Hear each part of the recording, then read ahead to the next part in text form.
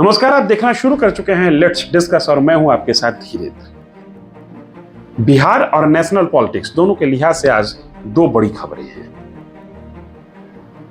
बिहार में बीजेपी की केंद्रीय टीम आई है, जांच एजेंसी आई है, एक तरीके से कहिए 4 सदस्यीय जांच टीम है। रघुवर दास हैं, सुनीता दुग्गल, मनोज तिवारी और बीडी राम झारखंड से सांसद हैं।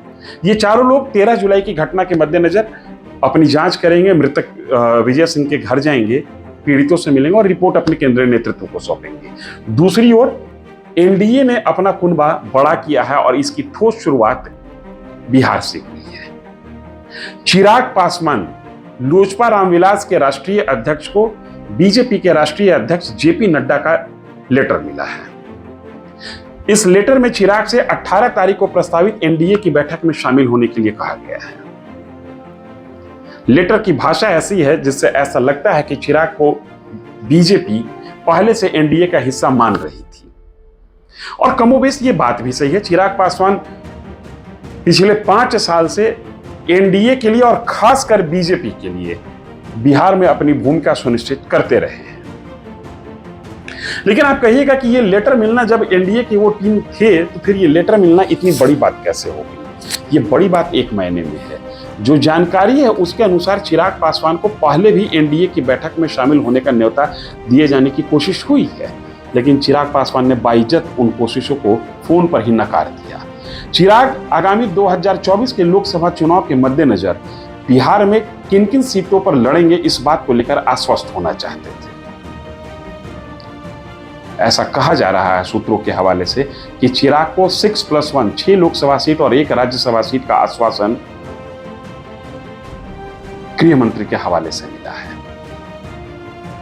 हालांकि ये बात थोड़ी सी अटपटी जरूर लगती है। वो इसलिए लगती है कि 6 लोकसभा सीट और 1 राज्यसभा सीट चिराग को सिर्फ, तो फिर पशुपति पारस खेमा का क्या होगा? ये बड़ा सवाल है। दूसरा ये भी महत्वपूर्ण है कि किन किन सीटों पर चिराग लड़ेंगे, इस पर भी एक बात होनी बाकी है। क्योंकि चिराग हाजीपुर, वैशाली, समस्तीपुर, जमुई ऐसे कुछ सीट हैं, नवादा, जिस पर चिराग के विरोधी खेमा जो लोजपा से ही टूट के पशुपति पारस के नेतृत्व में बना है, उनके पास है और चिराग उन तमाम सीटों पर अपना दावा ठोकते रहे हैं। इधर 18 तारीख राष्ट्रीय राजनीति के लिहाज से महत्वपूर्ण तारीख साबित होने वाला है। 23 जून को महागठबंधन की बैठक बिहार में हुई थी और उसके बाद ही यह तय हुआ था कि जुलाई में महागठबंधन की टीम फिर एक बार बैठेगी। उस समय तारीख बताया गया था 11 से लेकर 12 जुलाई का, और स्थान फिक्स किया गया था हिमाचल प्रदेश की राजधानी शिमला। लेकिन बाद में परिवर्तन हुआ, जगह भी चेंज हुआ, तारीख भी चेंज हुई। अब जगह फिक्स हुआ है बेंगलुरु और तारीख है 17-18 को ही मुख्य बैठक होगी। इन तमाम घटनाओं के बीच में एक घटना महागठबंधन के साथ हुई है, वो ये कि एनसीपी, शरद पवार की पार्टी टूट गई है। लेकिन दूसरी और भी बड़ी घटना हुई है महागठबंधन के साथ। 23 जून को जब बैठक हुई थी इनकी, तो उस समय कुल मिलाकर 15 पार्टी के लोग बैठे थे। ऐसा कहा जा रहा है कि 17 और 18 जुलाई की जो बैठक होगी उसमें यह संख्या 24 पॉलिटिकल पार्टी की ओर तक जा सकता है। अगर 24 की संख्या अतिरेक भी लगे तो जितना निमंत्रण दिया गया है उस हिसाब को अगर देखें तो 20 से ज्यादा संख्या फिर भी दिखती है। बावजूद इसके हरियाणा से, बिहार से कुछ ऐसे रीजनल प्लेयर्स हैं जिनको निमंत्रण उसमें नहीं मिला है। जिस कर्नाटक में बैठक होने जा रही है वहीं पर एक रीजनल प्लेयर है जेडीएस, देवेगौड़ा की पार्टी, उनको भी निमंत्रण नहीं मिला है। तो आने वाले समय में कुनबा बड़ा होगा, और कुनबा इसलिए भी बड़ा होगा कि जैसे ही महागठबंधन की बैठक 23 जून को पटना में हुई, एनडीए ने छोटी पार्टियों पर निशाना साधना शुरू किया। और यही कारण है कि जब 15 पॉलिटिकल पार्टी की टीम 23 जून को पटना में बैठी थी, वही टीम जब बेंगलुरु में बैठेगी तो शायद 20 से ज्यादा पॉलिटिकल पार्टी एक साथ होंगी और मंथन होगा कि कैसे नरेंद्र मोदी को तीसरी बार प्रधानमंत्री बनने से रोका जाए।